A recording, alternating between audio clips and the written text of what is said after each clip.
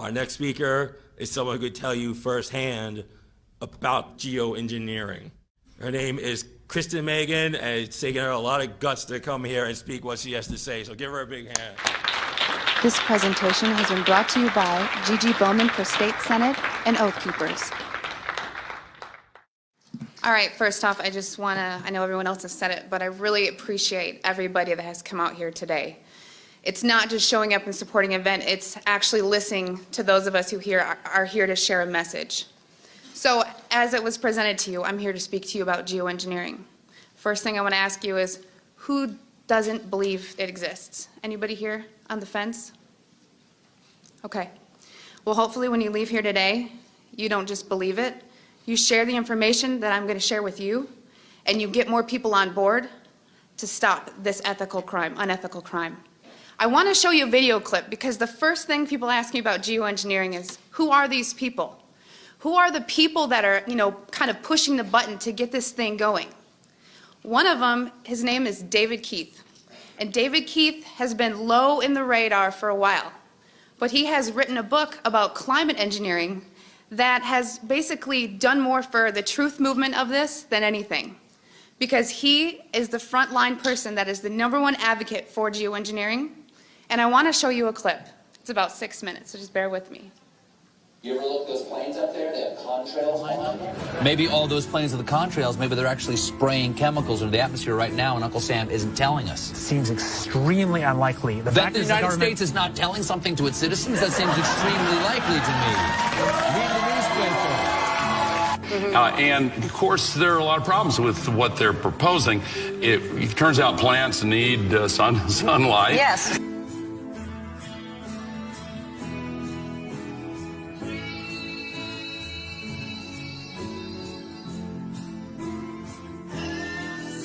Have you gotten some grief for suggesting this? Sure. I mean, this is like writing a book as the case for leprosy. Well, first of all, let me ask you this question, because there's a rumor, I don't know if this is true or not, that some scientists are trying to figure out a way to block the sun to try to slow down global warming.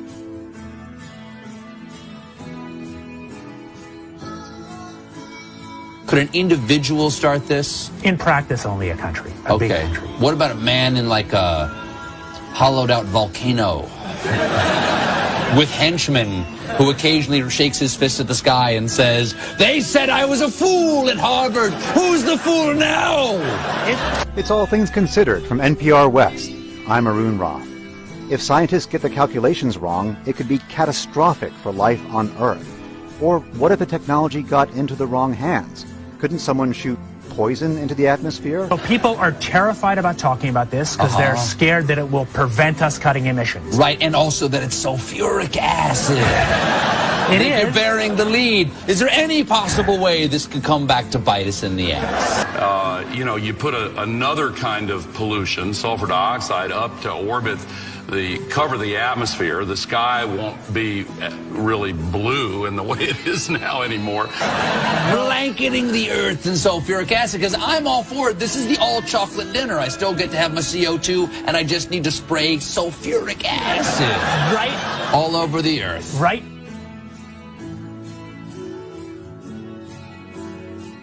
But we put 50 million tons of sulfuric acid in the air now as pollution, and it kills 1 million people a year worldwide. Okay, and that's good or bad? It's terrible. But it'll be better if we put more in. So if it kills 1 million people and we're only doing 1% more, we're just killing 10,000 more people. You can do math. So killing people is not the objective here. Killing people, not the objective. I just wanted to be clear. Because some very mainstream scientists are saying that the climate change situation is so bad that saving life as we know it might require something radical, like shooting chemicals into the stratosphere to reflect sunlight.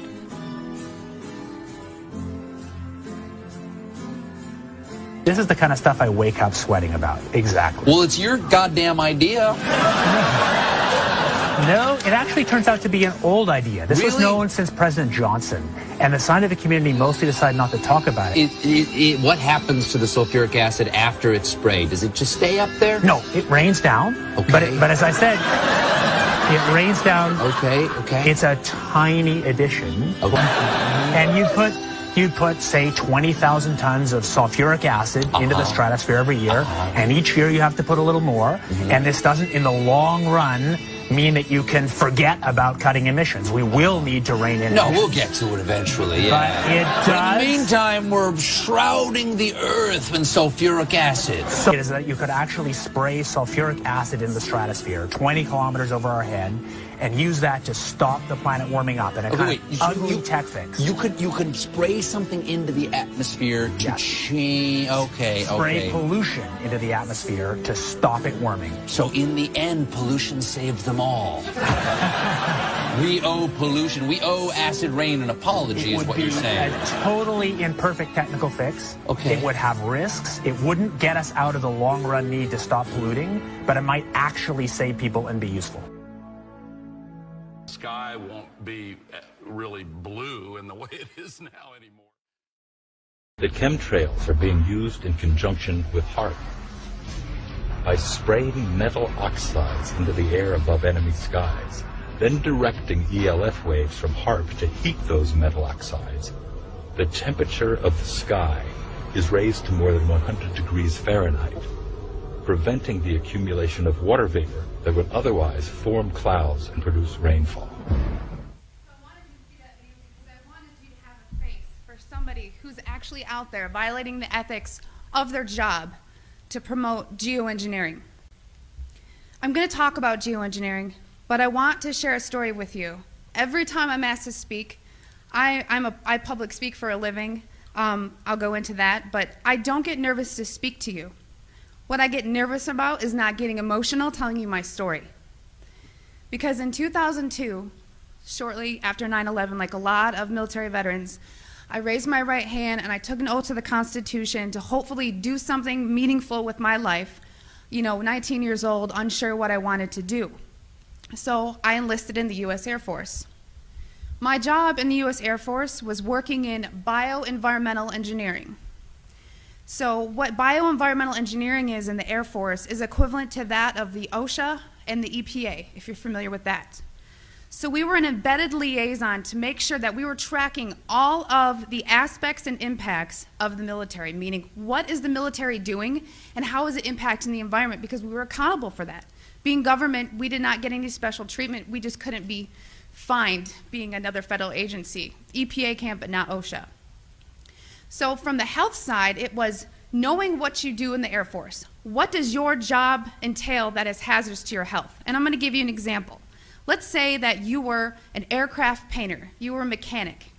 My job would go out to make sure I knew everything that you did, what you were exposed to, and how to mitigate and engineer out those hazards. Because we needed to, one, it's your legal right to be working in a safe and healthful work environment. So throughout 9 years, I worked as an industrial hygienist and an environmental specialist. There's two bases I was at that are called air logistics centers. What does that mean? It's not like a fighter wing, it's not really fun and amazing. What they did is they took aircraft that around every 10 to 15 years, they were required to be dismantled down to the last screw. So that meant every single industrial process you can think about, checking the metal integrity, making sure everything's good to go, or sometimes overhauling equipment. Part of my job in tracking the health hazards was to look at any time someone wanted to buy a chemical, any type of chemical. It was ordered through a system, and in that system, I had to go in there and say, the country we're in, we're not allowed to use this. We need to substitute it out with something a little less hazardous, while also maintaining the integrity for a technical order, meaning for that process it says you must use xylene or toluene to do this process. Well, I have to kind of fast forward. I want to say around 2006, I started kind of opening my eyes to how the military wasn't really what I thought it was. And people approached me knowing what I did for a living and said, have you ever heard of chemtrails? Well, I hadn't. And that sparked my interest. So I went online and I looked at chemtrails. I saw a lot of, debunking, a lot of sites that were just kind of calling it a conspiracy theory. And I thought, well, geez, this is what I do for a living. Preventive health, making sure that people are not getting sick, especially in the workplace, and by things that we're doing that can affect, human health and the environment. to summarize it, in an attempt to debunk this conspiracy theory as I thought it was, I didn't debunk it. It literally changed my life. Like I said, this is hard for me because it's not easy standing here and telling my story. One day I was going through that computer system, which if you want to look it up, it's called an Air Force Form 3952. It is the approval of hazardous materials. I was finding tons and tons of large quantities of aluminum, barium, strontium in the forms of oxides and sulfates. And of course I knew that there's industrial processes you may not have heard of, but it's bead blasting, pneumatic sanding, shot peening. There is certain medias that's similar to that is used. However, I had already accounted for that. I would sit and look at this computer system and say, this shop wants to order this paint. I'm going to tie it to a task. We had to know what was being used, why it was being used, tracking it cradle to grave on how we were going to dispose of it to be compliant with OSHA and the EPA. One of the legal requirements in approving these is looking at what used to be called the material safety data sheet. On that sheet, it's going to list the manufacturer. It's going to list some maybe acquired personal protective equipment that needs to be used or some ways to mitigate the exposures. These electronic MSDSs did not have a manufacturer name. They were very vague. They almost looked to me like somebody had made it and scanned it into the system. So I asked the question, what is this being used for? I never got an answer, so I didn't approve it. And it sat there. And then the heat came down. Why aren't you? Are you behind on your 3952s? Only a select few of us did that. So I started asking questions. And at that point, my demonization began. You know, I made my rank. I was decorated. I was a non-commissioned officer of the quarter. I won lots of awards. I had no reason for anyone to attempt to demonize me. So then I get moved over to the other Air Logistics Center. There's only two in the Air Force, which is in Warner Robins, Georgia. This kind of carried with me, and I thought, you know what? Should I revisit this? Is it worth it? Did I hit something? Maybe it's need to know. I started finding the same things at Robins Air Force Base. I was now doing some more investigation work. Part of what I did was to use a high volume air sampler to air sample up to, I'd say, a football field in about 10 minutes.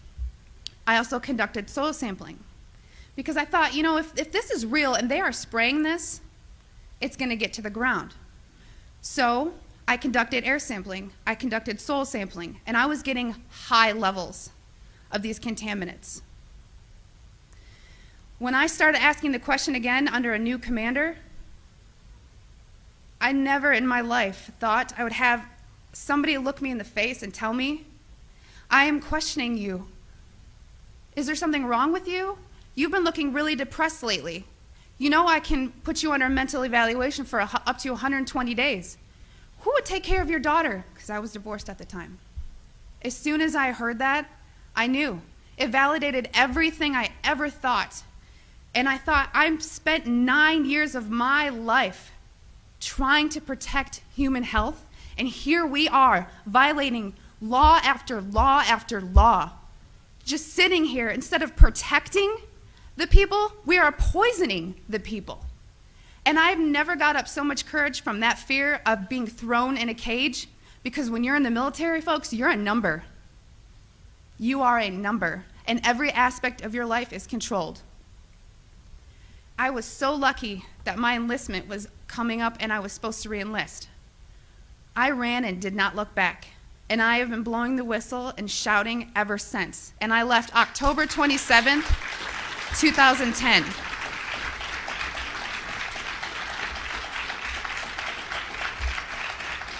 Thank you. It didn't just end there, though. You got to remember, there's a whole career field of people that work in bioenvironmental engineering.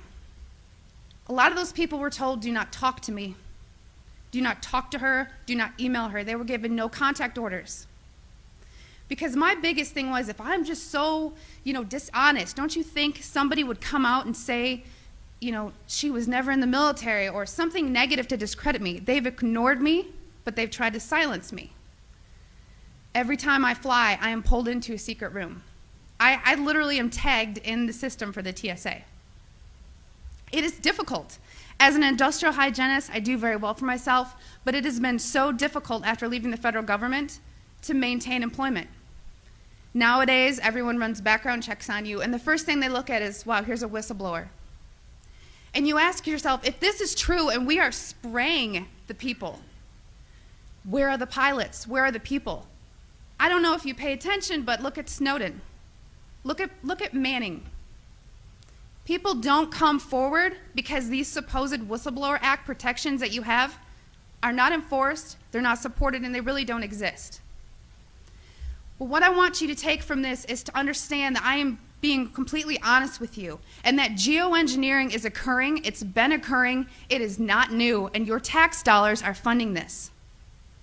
I 100% know that the U.S. Air Force was involved, and it kind of, I think back to all these things that I never had noticed. If you don't know what to look for, you can't look for something. And once I realized a process they were trying to hide, people have come out of the woodworks, from EPA compliance officers to ex-people that I worked with in my career field, who I cannot state for obvious reasons. I've had pilots come forward. I've had people come forward that actually load the canisters on the planes. These people don't come forward because they are afraid that they're going to end up like Snowden. And I continue to speak to let people know I've been screaming about this for 3 years and I'm still here.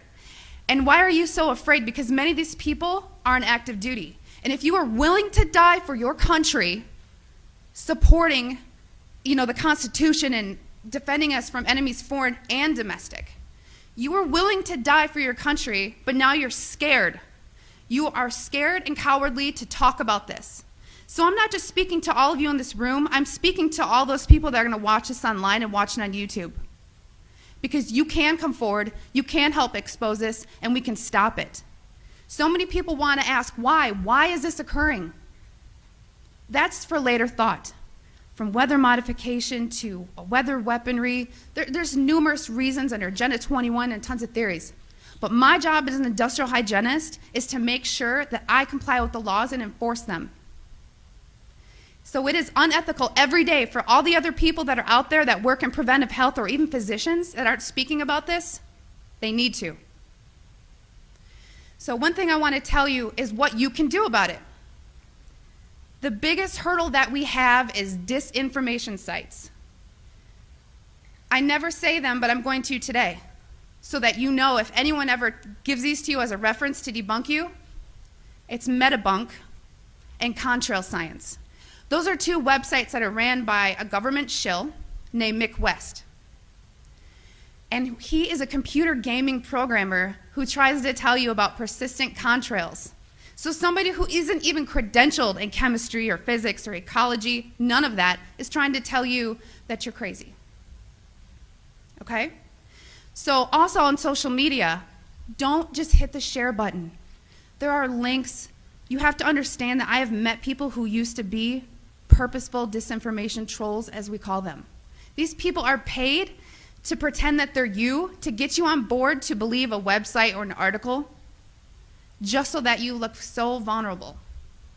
And then later it will be deemed non-credible, and then you look non-credible. So please vet, research. And if you have something to write with, I want you to take down my email. It is Kristen, Kristen, Meghan, Meghan, @gmail.com. And by emailing me, I can give you some information for what I'm about to tell you. If you still don't believe it, or you still want to convince people, there's something you can do. You can take a glass jar. It needs to be a glass jar, so there's no BPAs. Take a rain sample and take a snow sample. I tried to discourage the soil sampling because everyone's background of where you live is different.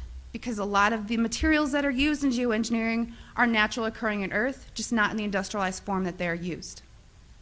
So if you take these rain samples and you take the snow samples, email me, because I cannot publicly tell you where to send them, because we've actually been blackballed by labs who refuse to run our samples. And a problem that is occurring is people are sending in rain samples to labs that don't realize how low the limit of detection needs to be, because these are nanoparticulates. They're very small. So if you email me, I can tell you where to send in your samples, and it's only around $50. That may be tough on some people, but it's way cheaper than maybe what you assumed. So I just want everyone to know and understand that of all things, of all the freedoms that we are losing, geoengineering is the #1 issue that we are facing, because you can have guns and money and you can have everything. If you don't have food and water and you are dying of respiratory or neurological illnesses, what does it matter?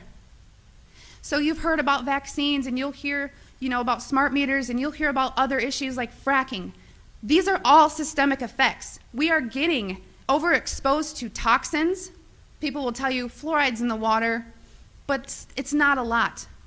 It is a lot, because you're getting it everywhere in your food, water that you drink. Everything is washed with that water. And you're getting your vaccines. All this, it's a coupled systemic effect, and our bodies cannot metabolize these toxins. So I just want to thank you for taking the time to listen to my story, and I will continue to shout from the rooftops. I don't care how many jobs I lose. I don't care how many friends or family I lose, because I took an oath. And in 9 years, I was not able to honor that oath, but I am today.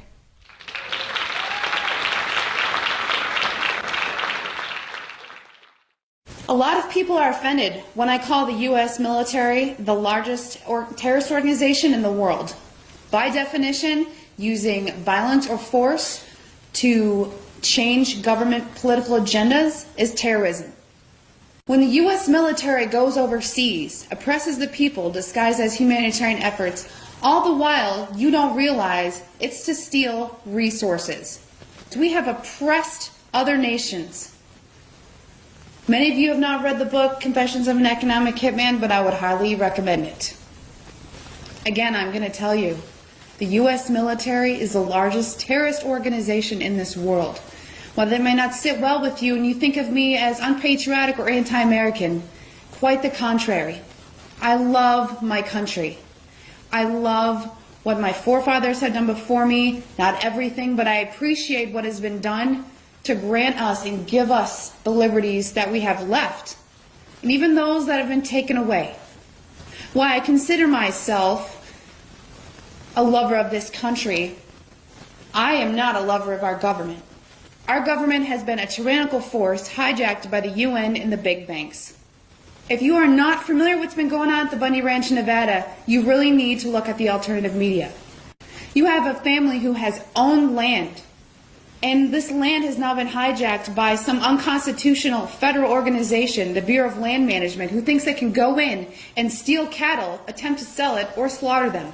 All the while disguised as trying to conserve grazing rights for some semi-extinct tortoise. For a government who loves our environment and animals so much, I'd really like them to answer for all the toxic waste that is dumped into our air, food, and water. So what you need to realize, veterans, active duty, any government official who has ever taken an oath, you need to really look at terrorism. What we are doing in Nevada right now, we are oppressing a man and his family and the supporters for resources. Folks, this isn't about a tortoise. This isn't about environmental tree hugger rights. This is about UN Agenda 21 land grab. If you're not familiar with what UN Agenda 21 is, you really need to look into it. This is about resources once again. So if you're dumb enough to go to foreign lands and think that you're a hero by going over there unconstitutionally, stepping foot on foreign soil without congressional approval, why are you not responding to the domestic terrorists who are just thugs for hire? Where are you? Why are you not in Nevada? If you're stationed in Nevada or near Nevada, why are you not asking your officials, why are we not going to defend this form of terrorism? You took an oath, and in that oath it told you to protect this country from enemies both foreign and domestic. Every speech class I've ever taken, every English class I've ever taken has always told you, leave your boldest statement at the end. And in that oath, domestic comes second. Maybe you can't go to Nevada for financial reasons. Maybe you can't go to Nevada for medical reasons. Maybe you can't go just because it affects your livelihood right now. And if you cannot do that, the least you can do is share the information, the unbiased live information that's being reported to you from people like Pete Santilli, Adam Kokesh, Alex Jones, RT, even Fox News. You may not be fans of all of these or any of these, but these are the news outlets that are actually covering it, still letting America know what's going on, and that should incite you to do your own research. Please inspire others to share this information. I really feel this is a true test to see what American patriots, whether you like that word or not, that's what I call it, to see what we will do, what we will take. They're going to provoke us with violence. But we can stand there with our Second Amendment rights. We can stand there with our freedom of speech, which is not an area. We can use the non-aggression principle to stand our ground. You only use violence as violence is used against you as a form of self-defense. Do not give these people a reason. But please, remember, we have domestic terrorists, and many of them are federal employees.